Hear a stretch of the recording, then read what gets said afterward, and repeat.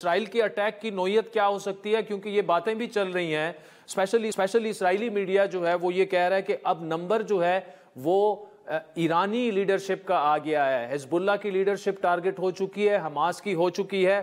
کیا اسرائیل اس حد تک جا سکتا ہے؟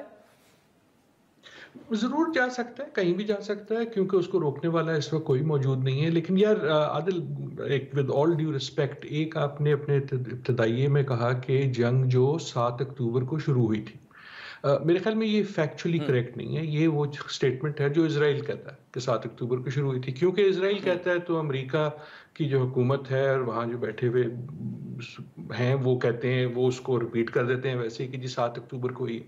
لیکن مجھے تو نہیں یاد پڑتا کہ 6 اکتوبر کو سب بھلا چنگا تھا یا 5 اکتوبر کو سب بھلا چنگا تھا۔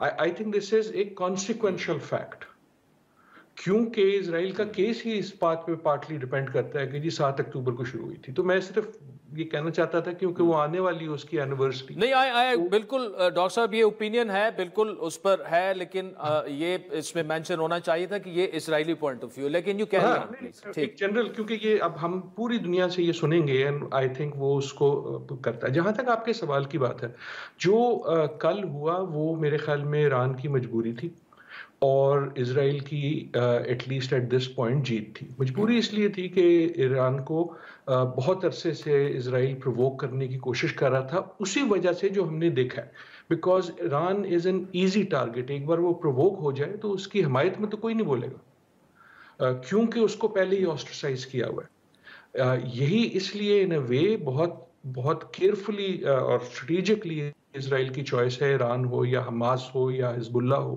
یہ وہ قوتیں ہیں کہ جس کو خصوصاً ویسٹ میں، لیکن جنرلی سپورٹ کرنا باقیوں کے لیے مشکل ہو جاتا ہے۔ تو ان اے وے اسرائیل کو اس کا ایک بہت بڑا بینیفٹ مل جاتا ہے، آپ اسے سمپتھی کہہ لیں یا آپ اسے جو بھی کہہ لیں۔ سو ان اے وے ایران کی مجبوری تھی کہ وہ ایسے کارنر ہو گیا کہ اب اس کے پاس کوئی اور ایک طرح سے چارہ بھی نہیں رہا۔ ایسا نہیں تھا کہ وہ کچھ اور کر سکتا تھا۔ اسرائیل کے لیے میرے خیال میں اس لیے وہ ایک ون ہے کل کی، کہ ایک تو یہ کہ ایران کو پرووک کر لیا، دوسرا یہ one step closer to U S, جو پہلے ہی اس کا نہ صرف حمایتی ہے بلکہ اس کو مٹیریل سپورٹ دے رہا ہے، اس کو کسی طرح اس میں ڈائریکٹلی انوالو کر لینے میں آئی ڈونٹ تھنک کہ یو ایس ہونا چاہے گا، لیکن شاید وہ یو ایس کی بھی مجبوری بن جائے۔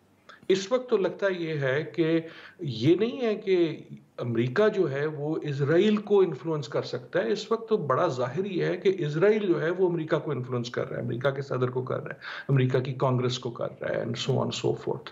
اور جو نیتن یاہو صاحب کی جو ڈومیسٹک ایک لیک آف سپورٹ اگر تھی تو وہ بھی بولسٹر ہو جاتی ہے، کیونکہ جب آپ پہ اس قسم کے حملے ہوتے ہیں۔ سو ان آل دوز ویز اسرائیل کی طرف سے ان کا جو ہدف ہے وہ ان کو ایک طرح سے پرووکیشن کا مل گیا۔